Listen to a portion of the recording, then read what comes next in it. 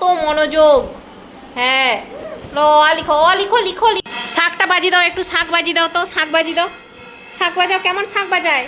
শাক কেমন বাজাতে হয়? এই শাক কেমন বাজাতে হয়? বাচ্চারা ছোটবেলা থেকে যাই দেখে তাই অনুকরণ করার চেষ্টা করে, বলুন তো। আপনাদের বাড়িতেও যদি বাচ্চা থাকে একটু জানাবেন তো, মানে গদায়ের মতো কিনা। কারণ ওর দিদিরা যখন পড়তে বসে, ও একটা খাতা আর পেন্সিল পেলেই মানে মানে কি বলবো, খুবই আনন্দিত, খুবই আনন্দ পায়, আর সেটা নিয়েই বসে থাকে। আর আজকে নিরামিষ, সেই কারণে নিরামিষ রান্নাটা হবে। তো পনির কেটে নিয়েছি এইভাবে লম্বা লম্বাভাবে, কারণ পেঁপে আর আলু দিয়ে পনিরটা বানাবো। তো পেঁপেটাকেও লম্বাভাবেই কেটেছি, সেই কারণে পনিরটাকেও লম্বাভাবেই কেটে নিয়েছি।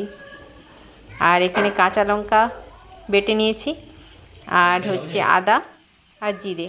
এই যে পেঁপেটা, এই পেঁপেটাকেই কেটেছি লম্বা লম্বাভাবে।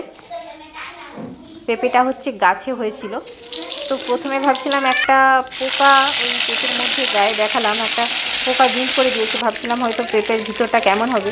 তো কেটে দেখলাম মানে পেঁপেটা কিন্তু সুন্দর, শুধু ওই জায়গাটাই মানে পোকা করেছে, আর না হলে পেঁপেটা খুবই সুন্দর।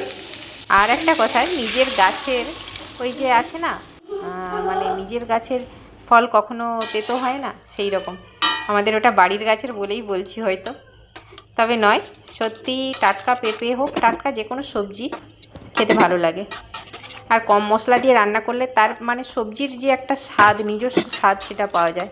তো আজকে কম মশলা দিয়েই রান্না করছি, একদম মানে রুগীর পথ্য ঝোল। আর যারা ডায়েট করছেন তাদেরও বটে, বাড়িতে এভাবে ট্রাই করবেন, ভালো লাগবে নিরামিষের দিনে।